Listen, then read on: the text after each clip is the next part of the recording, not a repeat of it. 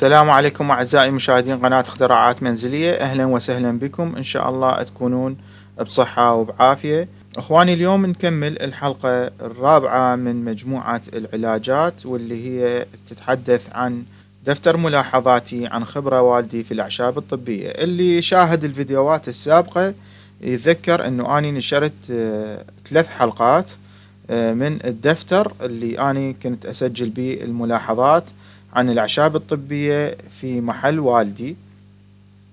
وأحب أذكر أنه الوالد حاليا ما عنده محل، يعني عزله بسبب كبر العمر، وأني أحب أنشر هذا الدفتر للفائدة. اللي يحب يكمل يشوف الفيديو ويانا. أخواني، بالنسبة للي يحب يشتري الأعشاب أو يسألني أني من أشتري الأعشاب بكربلاء، فأني أشتريها من الأخ أحمد الفتلاوي اللي موجود محله بالدهانة. أما أنت إذا تريد تشتري أعشاب فممكن تشتريها من أي محل قريب عليك من العطارين. قبل ما نبدي أخواني، أرجو أن تضغطون على اللايك وتشتركون بالقناة إذا كنتم ما مشتركين وتفعلون الجرس.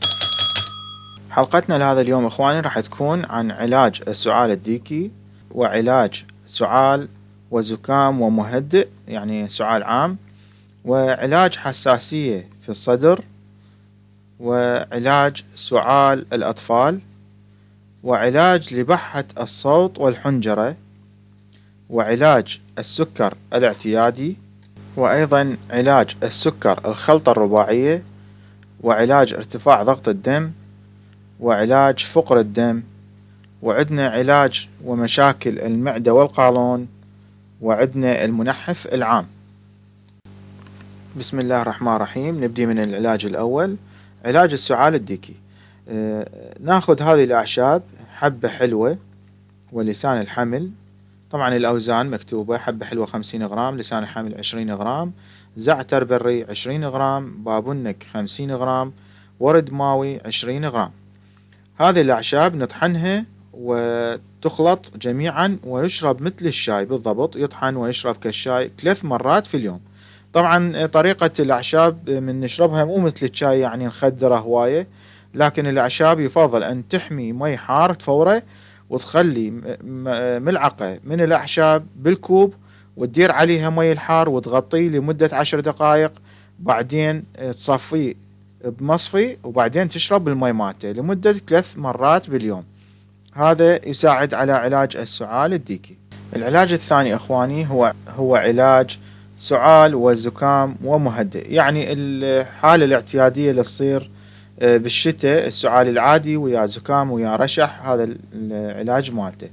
الأعشاب التالية: ورد ماوي 20 غرام، بابونك 50 غرام، ينسون 25 غرام، حبة البركة 25 غرام، سداب 25 غرام، وزعتر 50 غرام. هذه الأعشاب تخلط وأيضا يشرب كالشاي نفس الطريقة اللي ذكرناها قبل شوية. العلاج التالي أخواني هو علاج حساسية في الصدر. والحساسية في الصدر نقصد بها القحة اللي تصير عند الإنسان وتستمر وياه مدة طويلة، تصير عنده حساسية بالصدر يسموها. هذه المواد اللي لازم نجيبها من الأعشاب اللي هي: ينسون 50 غرام، نعناع قرنفلي 20 غرام، مردقوش 30 غرام، حبة حلوة 30 غرام، زعتر 30 غرام، بابونك 30 غرام، شوفان 10 غرام، ورد ماوي 10 غرام، هندباء 20 غرام، ميرمية 20 غرام. ويستعمل أما سكر نبات 30 غرام ويا الخلطة، أو تجيب عسل طبيعي ويا الخلطة هذه. طبعا هنا هذه المجموعة مال الأعشاب يطحن الجميع طحنا جيدا، ويؤخذ ملعقة شاي في كوب مغلي ويترك 10 دقائق، ثم يصفى ويشرب من مرة أو إلى 3 مرات، يعني 3 مرات يفضل باليوم، وتعاد الكرة يوميا. أما بالنسبة لسكر النبات أو العسل فيستخدم لتحلية هذا الشاي، يعني هذا الخلطة ما راح نخلطها نشربها مثل الشاي، لكن السكر نبات يا أما نحلي بسكر نبات يا أما نحلي بالعسل. العلاج التالي أخواني هو علاج سعال الأطفال، ويكون الأطفال من عمر 8 أشهر فما فوق. العلاج هو 100 غرام بابونك، 30 غرام ورد ماوي، 30 غرام ينسون، 20 غرام حبة حلوة. يطحن هذا الخليط من الأعشاب، يطحن ويأخذ ملعقة شاي في كوب ماء مغلي، ويترك 10 دقائق، بعدين يصفى ويشرب مثل الشاي 3 مرات يوميا. العلاج التالي إخواني هو علاج لبحة الصوت والحنجرة. وهنا أحب أذكر أنه هذا العلاج كانوا يجونا القراء، قراء المواكب الحسينية، يطلبون من عندنا علاج لبحة الصوت، لأنه من يقرأ أو المدرس مثلا من يحكي هواية يصير عنده بحة بالصوت، فهذه الزيوت هي اللي تفيده وتعالج بحة الصوت.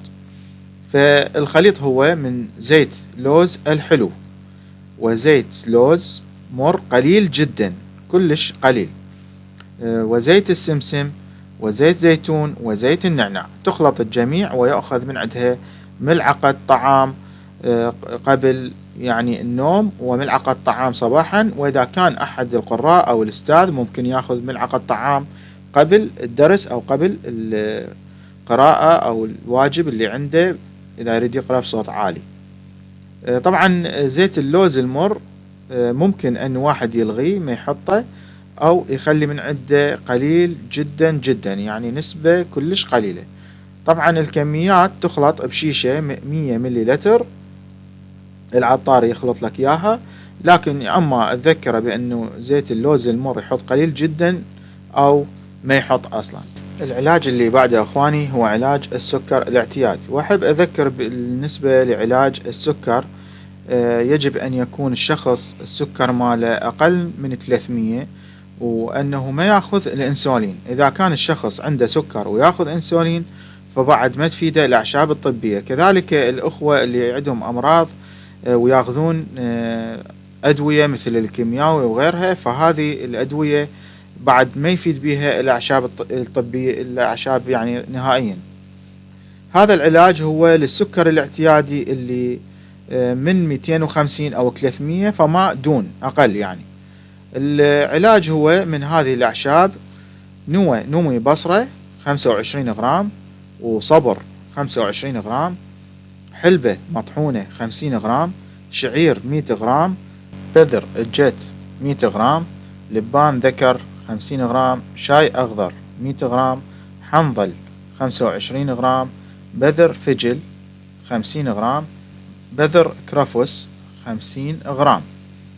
طبعا هذه الأوزان ممكن احنا هاي كنا نستخدمها بالمحل، هذه الأوزان فكمياتها كبيرة، ممكن ان تقللها بالنصف، نصف الكمية. يعني 100 غرام تسويها 50 غرام. يعني الأوزان راح تكون كالتالي: نومي بصرة 12 غرام، والصبر 12 غرام، وحلبة 25 غرام، وهكذا.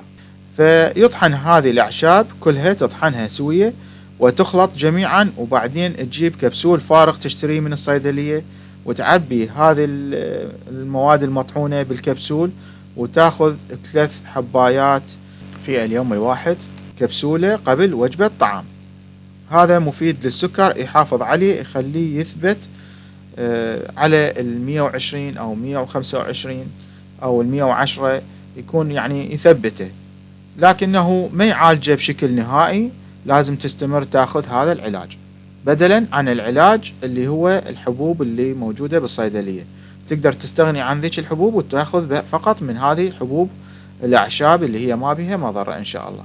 يوجد علاج آخر مفيد أيضا، هو علاج السكر الخلطة الرباعية. إخواني هذا العلاج هو نفس ذاك العلاج، أيضا مفيد، لكن هذا عدد الأعشاب به مختصرة أقل، وهو أيضا مفيد، ينفع للي عندهم السكر من 200 فما دون، من 200 فما دون. هذا ناخذ حنطة، تاخذ مثلا 50 غرام شعير، 50 غرام لبان ذكر، 50 غرام حبة سوداء، 50 غرام، أو إذا تريد تاخذ نفس هذه الكميات، تطحنهن كلهن وتسويهن على شكل كبسول، وتاخذ حباية قبل الأكل، يعني 3 حبايات باليوم. وعدكم الصحة والعافية. العلاج التالي هو علاج ارتفاع ضغط الدم. ارتفاع ضغط الدم يفيد الثوم الصحاح، يعني الثوم عادي تاخذ سن مال ثوم، أو تاكل تفاح، أو تاخذ القريص يشرب مثل الشاي، أو زعرور. العلاج التالي هو علاج أمراض القلب. ويقصد بعلاج أمراض القلب هو يعني اللي عندهم خفقان بالقلب، أو اللي عندهم أمراض بالقلب، تفيدهم أن ياخذون من هذا العلاج حتى يساعد وعضلة القلب. المواد هي خل الثوم، يشرب من عنده مخفف مع الماء، خل الثوم ملعقة أكل عند الصباح، أو زيت الثوم أيضا مفيد لأمراض القلب اللي يعانون من أمراض القلب، والثوم نفسه أو سن الثوم يعني أيضا مفيد. العلاج الثاني أيضا يساعد مرضى اللي عندهم مصابين بأمراض القلب، زيت الحبة السوداء زائد زيت الكتان زائد عسل نص كيلو، يعني تجيب نص كيلو وتحط بيه زيت الحبة السوداء وزيت الكتان وياخذ من عندها ملعقة صباحا وملعقة بالليل، أيضا يفيد اللي عندهم أمراض بالقلب. الزعرور مفيد أيضا ومفيد جدا للأمراض القلب. طبعا من نقول أمراض القلب يعني هذه العلاجات مو تعالجها، لكنه تساعد مرضى القلب على أنه يقاومون حالات الجلطة وغيرها من الأمراض اللي ممكن تصيب عندهم. الوصفة التالية هي وصفة علاج فقر الدم. ناخذ الأعشاب التالية هي قريص 50 غرام، قيصوم 30 غرام، لسان الحمل 50 غرام، إكليل الجبل 30 غرام، أقحوان 30 غرام. تطحن هذه الأعشاب ويفور مي حار، وبعدين نحط ملعقة كوب بالكوب من هذه الأعشاب وندير فوقها المي حار وتترك 10 دقائق وتشرب مثل الشاي 3 مرات باليوم. الوصفة التالية علاج مشاكل المعدة والقولون. كبسول إسعاف فوري. كبسول الإسعاف الفوري هذا كبسول النعناع لونه أخضر، ينباع عند العطارين، يصير الحباية مالته دائرية، هذا يسموه كبسول إسعاف فوري، هو بزيت النعناع، يفيد للمعدة والغازات. وأيضا كبسول نعناع أيضا ينباع عند العطارين، كبسولة بها بداخلها زيت النعناع. وأيضا كبسول نعناع زائد كمون، هذا أيضا ينباع عند العطارين، كبسول بداخله زيت نعناع وزيت الكمون. وإضافة إلى ذلك ممكن تاخذ السعد أو لبان ذكر. فأحد هذه العلاجات يعني الأولى الثانية الثالثة الرابعة أي وحدة من عندهن كلها تفيد مشاكل المعدة والقولون، واللي نقصد بالقولون هو الانتفاخ والغازات والآلام اللي ممكن تصير بالقولون. أخواني الوصفة التالية هي المنحف العام، لكنه راح أكتفي هذا اليوم بهذا الكمية من الوصفات، وأخلي المنحف العام للحلقة الجاية، وياه أيضا علاج المسمن، لأنه هذا العلاج يحتاج له شوية شرح أكثر، وحتى لا تكون الحلقة طويلة عليكم إن شاء الله. أتمنى إذا عجبكم الفيديو أنه لا تنسون الاشتراك بالقناة وتفعيل الجرس والضغط على اللايك، وشكرا لكم، والله يعطيكم الصحة والعافية إن شاء الله، والسلام عليكم ورحمة الله وبركاته.